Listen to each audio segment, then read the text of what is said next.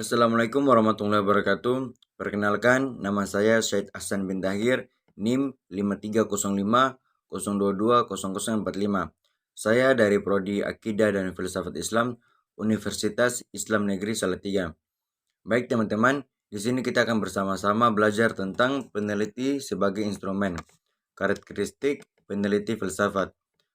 Pada penelitian kualitatif, peneliti merupakan alat utama atau key instrumen dalam mengumpulkan data. Oleh karena itu, sebelum melakukan penelitian, harus dipastikan bahwa peneliti harus siap dan memiliki kemampuan yang dibutuhkan sehingga dapat menghasilkan penelitian yang berkualitas. Peneliti filsafat juga harus memiliki kemampuan khusus yang akan membedakan dengan peneliti lainnya. Peneliti filsafat harus bisa terbiasa dan melatih diri berpikir secara kefilsafatan. Ada beberapa kriteria atau ciri-ciri seseorang dikatakan mampu berpikir secara kefilsafatan, diantaranya sebagai berikut. Yang pertama yaitu berpikir secara komprehensif. Berpikir secara komprehensif artinya berpikir secara menyeluruh. Maksudnya, ketika seseorang dihadapkan pada suatu hal, dia akan berusaha memahami sisi baik dan sisi buruknya. Setelah itu, dia akan mengambil hikmah dan mengambil sisi baiknya untuk ditanamkan di dalam pikiran dan ditumbuh kembangkan dalam sikap dan perilakunya. Yang kedua yaitu ada berpikir secara radikal. Ciri berpikir kefilsafatan yang kedua ini adalah radikal. Dalam hal ini perlu dipahami terlebih dahulu arti radikal. Radikal kita tidak boleh pahami secara negatif seperti halnya aliran radikal yang cenderung dimaknai sebagai teroris, anarkis, dan sebagainya.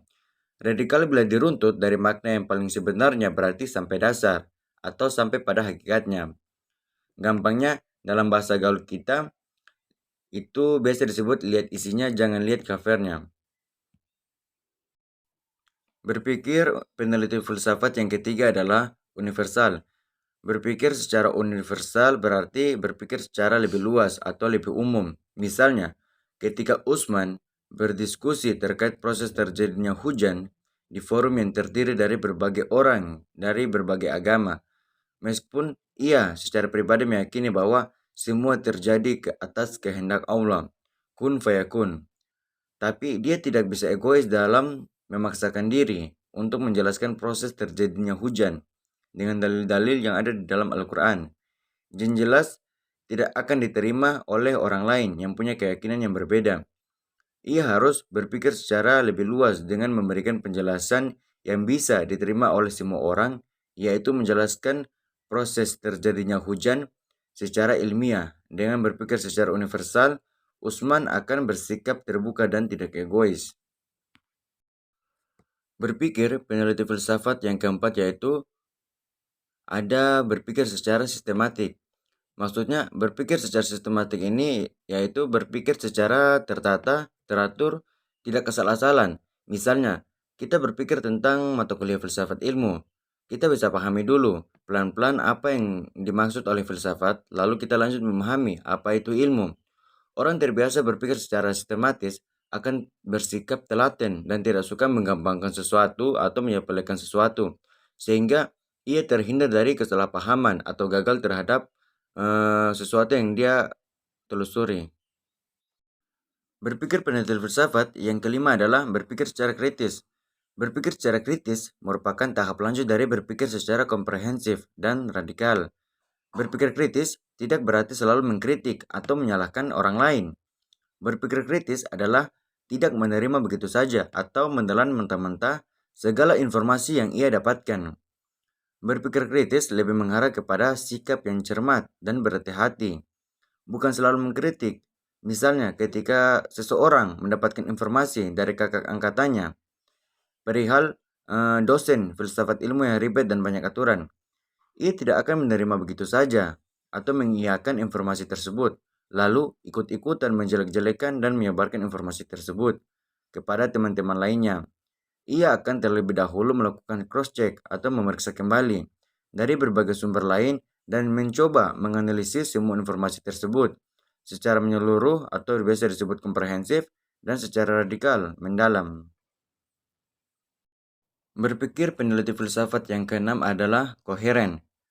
Berpikir secara koheren berarti kita memikirkan suatu hubungan atau saling keterkaitan antara suatu hal dengan hal yang lain.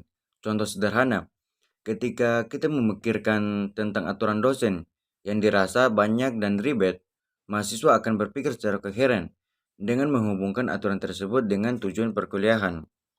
Ternyata, semua aturan tersebut berhubungan dengan kelancaran kegiatan belajar mengajar. Agar apa? Agar lebih kondusif dan efisien. Dengan demikian, mahasiswa tidak akan dengan mudah menyelesaikan aturan yang disepakati, karena semua aturan tersebut dibuat demi kebaikan bersama dan kelancaran pada perkuliahan. Berpikir peneliti filsafat yang ketujuh adalah konseptual. Berpikir secara konseptual artinya segala yang dipikirkan itu memiliki dasar pemikiran yang jelas, ada tujuan baik ataupun manfaat yang ingin dicapai. Tidak asal mikir kemana-mana aja, tidak jelas. Misalnya, berpikir untuk merencanakan kuliah di Fakultas Tarbiyah, karena memang punya cita-cita ingin menjadi seorang guru, punya minat dan bakat mengajar, serta tulus ingin mengabdi dan membagikan ilmunya terhadap masyarakat yang lebih luas. Berpikir peneliti filsafat yang kedelapan yaitu bebas tapi terikat. Berpikir bebas maksudnya setiap orang berhak untuk memilih dan memikirkan apapun, tapi harus bisa dipahami konsekuensi atas apa yang ia pikirkan tersebut. Misalnya, berpikir untuk bolos kuliah atau tidak mengikuti perkuliahan. Ia harus memahami bahwa setiap apa yang ia lakukan selalu memiliki konsekuensi. Misalnya, jika pikiran dia untuk bolos kuliah tersebut benar-benar dilakukan jelas, akan merugikan dirinya sendiri, bahkan juga merugikan orang lain, orang tuanya. Kan kita menjadi kasihan bahwasanya kita sudah bayar uang kuliah, orang tua sudah membayar uang kuliah, akan tetapi kita tidak kuliah dengan baik-baik. Berarti sama saja kita telah mengkhianati orang tua kita sendiri, kita telah mengecewakan orang tua kita sendiri. Berpikir peneliti filsafat yang terakhir yaitu ada bertanggung jawab. Ciri berpikir kefilsafatan yaitu bertanggung jawab, maksudnya kesadaran diri dan kesediaan untuk menerima akibat dari apa yang ia pikirkan. Contohnya, ketika ia memikirkan cara mendapatkan nilai A, yaitu dengan mencontek, dia sadar betul bahwa apabila pikiran tersebut dilaksanakan, maka dia bersedia dan siap menerima akibat dari pikiran dan perbuatannya, yaitu dia tidak akan mendapatkan ilmu dan keberkahan sehingga ilmu yang ia pelajari tidak akan menjadi ilmu yang bermanfaat. Dengan kesadaran akan tanggung jawabnya terhadap pikiran tersebut, harapan seseorang akan lebih berhati-hati dan memikirkan sesuatu hal dan tidak suka mencari jalan pintas untuk melakukan sesuatu hal. Baik teman-teman, kita telah bersama-sama belajar tentang peneliti sebagai instrumen dalam karakteristik peneliti filsafat. Mungkin kurang jelas ataupun kurang paham, saya mohon maaf. Kurang dan lebihnya mohon dimaafkan.